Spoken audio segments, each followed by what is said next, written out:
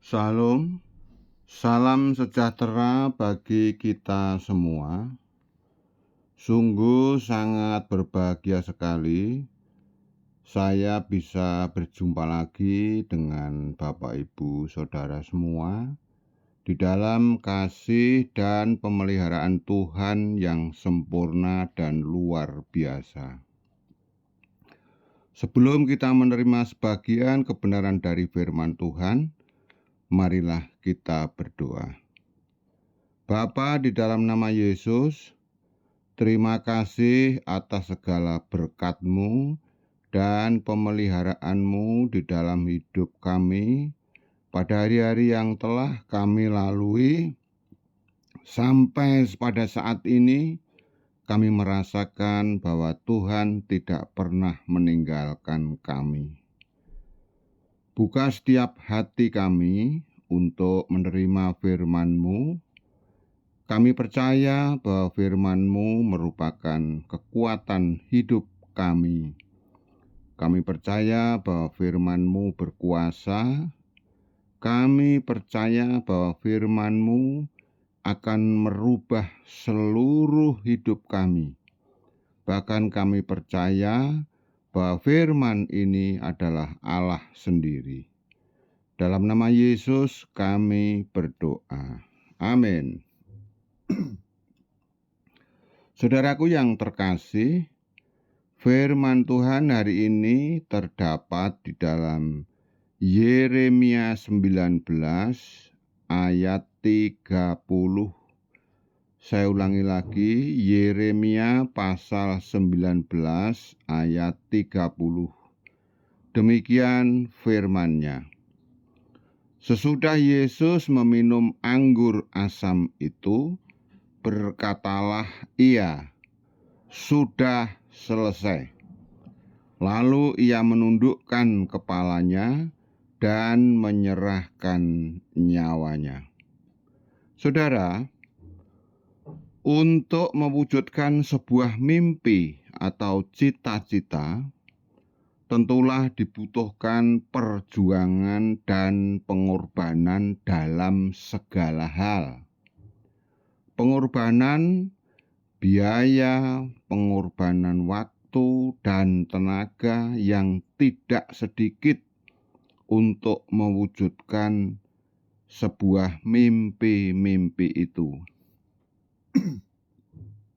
Apalagi kalau dibilang mimpi itu adalah sebuah proyek yang besar.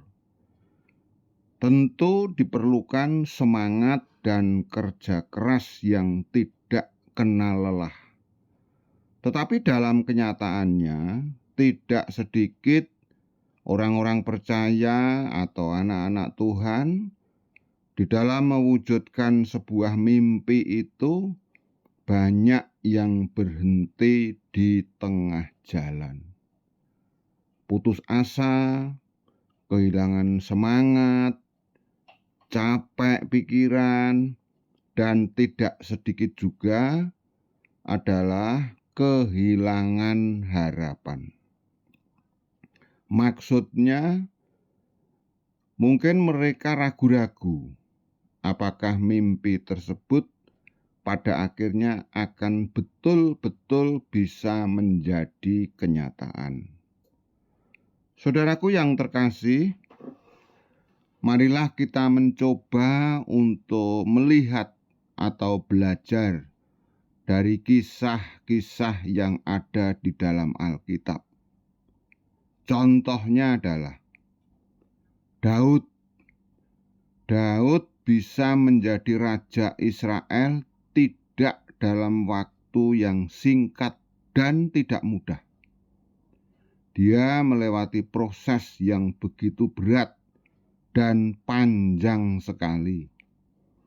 Daud dikejar-kejar oleh Saul dan pasukannya untuk dibunuh. Tidak hanya berhenti sampai di situ, setelah Daud berhasil menjadi raja Israel, Daud juga pernah dikudeta oleh anak kandungnya sendiri. Dikejar-kejar akan dibunuh dan dilengsarkan posisinya sebagai seorang raja. Bukankah itu sebuah peristiwa yang sangat menyakitkan? Yusuf menjadi perdana menteri di Mesir juga melewati proses yang sangat berat dan menyakitkan, juga melelahkan. Yusuf berawal dari setelah dia dikeluarkan dari sumur dan dijual oleh saudara-saudaranya menjadi budak di Mesir. Kemudian masuk di penjara dengan berbagai peristiwa dan akhirnya menjadi penguasa di Mesir. Nehemia tidak langsung bisa membangun kembali tembok Yerusalem yang hancur dengan mudah dan cepat.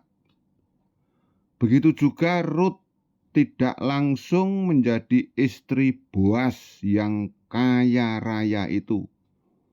Tidak dengan mudahnya, tanpa kesulitan dan air mata. Saudaraku yang terkasih, dalam kehidupan kita pun seringkali tergoda untuk berhenti di tengah jalan. Ketika tantangan terasa terlalu berat, ketika pengkhianatan melukai, atau saat jalan tampak sunyi dan gelap, kita ingin menyerah. Namun, lihatlah saudaraku, kisah Yesus.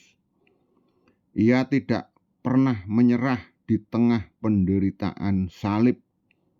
Meskipun tubuhnya disiksa, hatinya dilukai, dan manusia menghinanya. Tetapi Yesus memilih menyelesaikan misinya sampai selesai. Kalimat terakhirnya di salib, dia mengatakan, "Sudah selesai."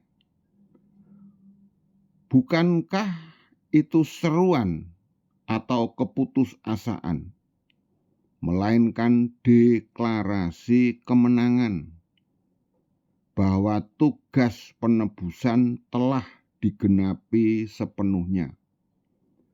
Bukan tanda kekalahan, tetapi itu adalah wujud dari kemenangan. Itu adalah meterai ilahi, bahwa misi surgawi telah dituntaskan, telah diselesaikan dengan baik.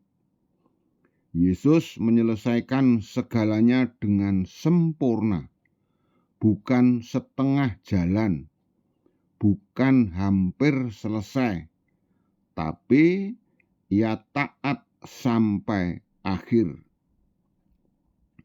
Di dalam penderitaannya ada ketaatan total. Di dalam salibnya ada kasih yang utuh. Dan di dalam kematiannya ada kemenangan yang sempurna bagi kita semua yang percaya.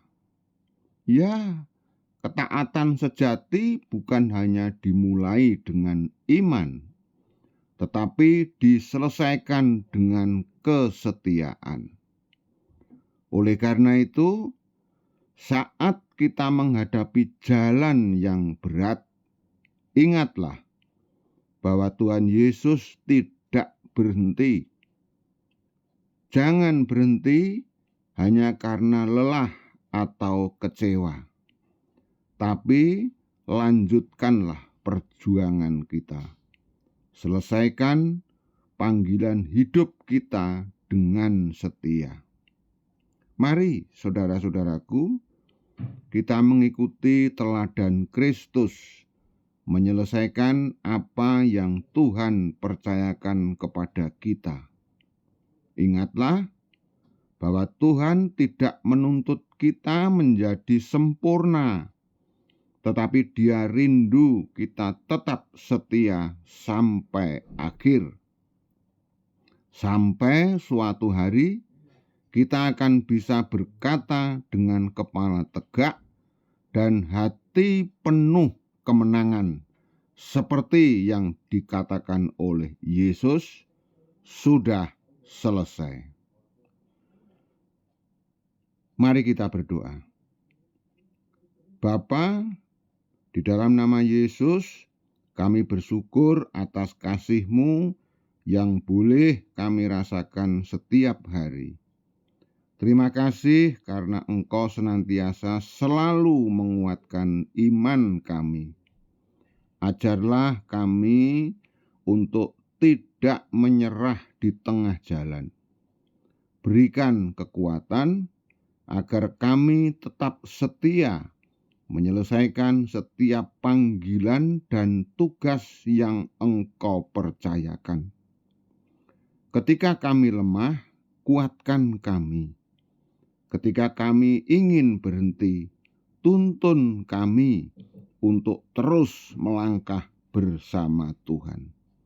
Dalam Yesus kami berdoa. Amin. Mari saudaraku kita terima berkat Tuhan.